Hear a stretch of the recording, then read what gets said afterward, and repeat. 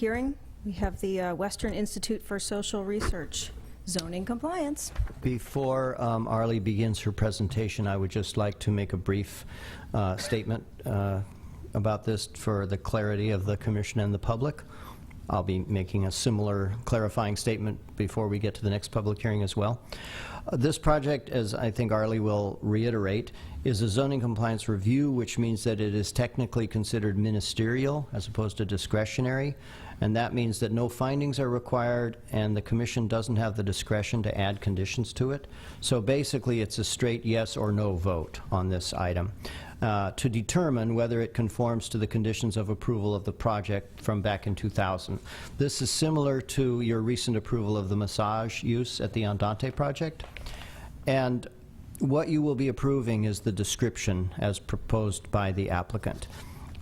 If, to the extent that you want to add conditions or modify anything, you can suggest these modifications to the applicant. If they agree to make those modifications in their project description, those can be added to the project description before you take your yes or no vote. Okay, is that clear? Yes. And that description is also on the dais for you, an extra copy there. And if anyone in the public would like a copy of it, it's on the corner here. So with that, I'll begin my presentation. The Western Institute for Social Research, or WISER, is proposing to go into the commercial unit in View 46, a project that's on Adeline and 46th Street. The unit itself is on that corner. Bakery Lofts is here. This shows the ground floor project layout. Again, Adeline on this side. This is the unit in question. There is parking in the rear, but only for the residents of the project. This is the proposed layout of the cafe space. There are two sets of double doors on 46th and Adeline. The cafe seating will be in the front area with a counter here, a shared restroom for both uses here, food storage down this hallway, or large closet, I should say. And then the college use will have an office here, a seminar room, and some storage. These are the only two walls that will be added to the space, and there will be a new door here to the exterior for exiting. The college has specifically requested that these doors or kind of doorways stay open and not be closed. They're very interested in facilitating open door policy, you could say, and are interested in interacting with the community. So with that, these are site photos of the existing, the Adeline frontage and 46th Street. The proposed college will be, it's 30 students currently. They're looking to expand up to 60 students over the next 5 years. The space will be used for library and file storage, as well as occasional office hours and bookkeeping, about 15 to 20 hours per week. Those will be daytime hours. There will be seminars, 4 held per month with 4 to 15 students. There'll be 2 Saturdays from 10 a.m. to 3 p.m. and 2 weeknights, probably 6:30 to 8:30 p.m. They're looking to stay always within the hours of 9 a.m. to 9 p.m. for college uses. And there will also be occasional gatherings through the year, probably about 3, with no more than 40 people max on site at a time. As for the cafe, they're still looking to settle the hours. They're looking for a few hours per day, Monday through Friday, possibly expanding to Saturday. Really, they're just looking to make sure that there's enough demand to expand outside those hours. So they'll probably start morning and evening when there's more people around due to the residential surrounding uses. They'll be serving coffee and tea, and we'll also have pre-made food, but no food preparation will take place on site. So everything will be in compostable containers. There'll be no dishes used there. The cafe will be staffed by students doing work study who need financial aid. And again, the space is really envisioned as a community space. There'll be a television that is sometimes used for news and short documentaries, and they're even interested in allowing the community to host events there as well. So as Charlie mentioned, this is under the existing conditional use permit for View 46, which describes this unit as accessory retail space.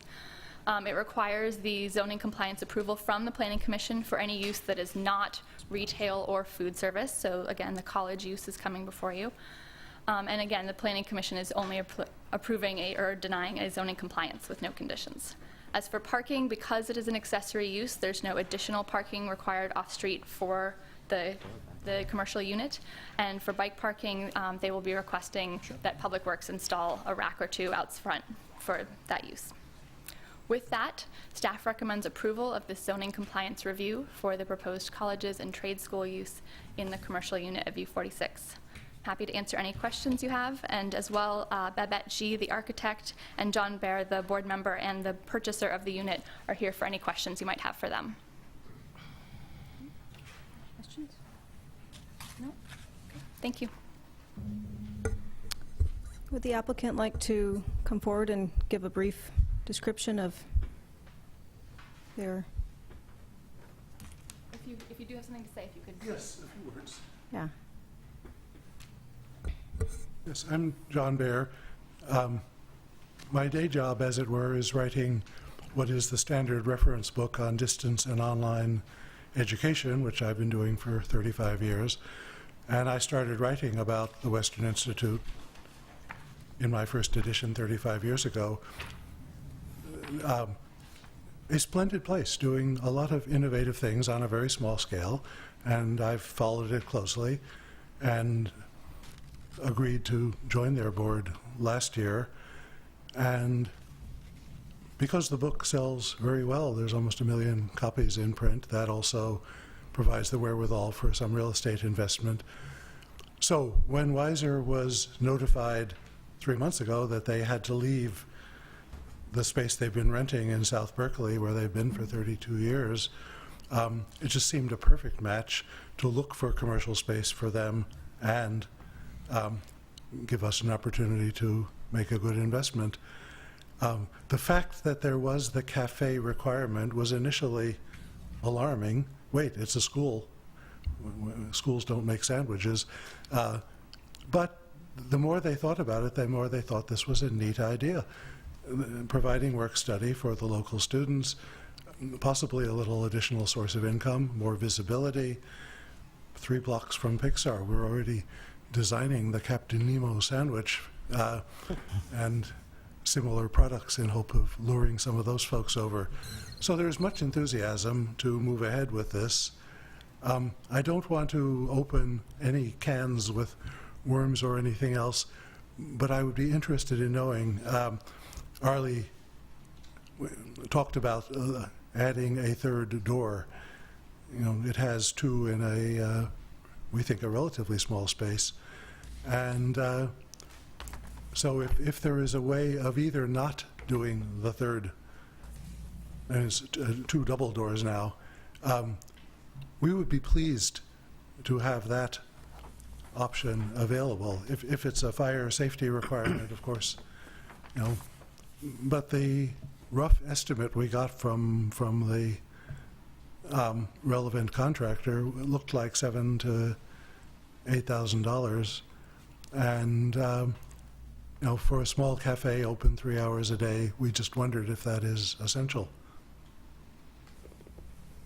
Arlie, do you have an answer for that? My understanding is that it's a building exiting requirement, so it's possible that they can work with you and look for a way to not provide it, but at this point it is a requirement. Who is the they in the? This would be our plan checker, who uses the building code to determine exiting requirements. Okay, this is, as I say, non-essential, just something we... It's not something we would be able to determine one way or the other at this Right. point. And it's not something that the Planning Commission has any jurisdiction over. Okay, good enough. Thank you. Thank you. That's good. Thank you. Okay, this is a public hearing, so I'd like to open it up. If anyone has any comments, please come forward.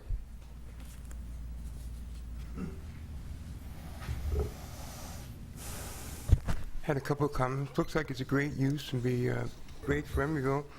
I just thought the hours where they're limited to from 9 to 9. Thought 9 p.m. was just a little too early. Probably 10 p.m. would just put a little more flexibility. You know, you're in a new location and you might discover you may want to have some other meetings or other groups be there. And just 9 o'clock seemed a little limiting. But otherwise, looks great. Thank you. Thank you. Anyone else? Seeing none, I will close the public comment and bring it back. Does anyone have any questions or thoughts or? I'd just say real briefly that I recognize sort of the challenges presented by some marginal retail spaces, and I'm really glad that the applicant has been able to make the cafe use work. I think that makes the project a lot better, and I think just, you know, it shows that we can get these things if we try hard enough. All right, with that, I would move approval. I'd second. Take the roll, please. Commissioner Donaldson? Aye. Commissioner Moss? Aye. Commissioner Sherman? Aye. Commissioner Tan? Aye. Vice Chair Cardoza? Aye. Chair Coomerly? Aye. 6 ayes, the application is approved. This decision may be appealed to the City Council within 15 days. Welcome to Emeryville. Glad to have you.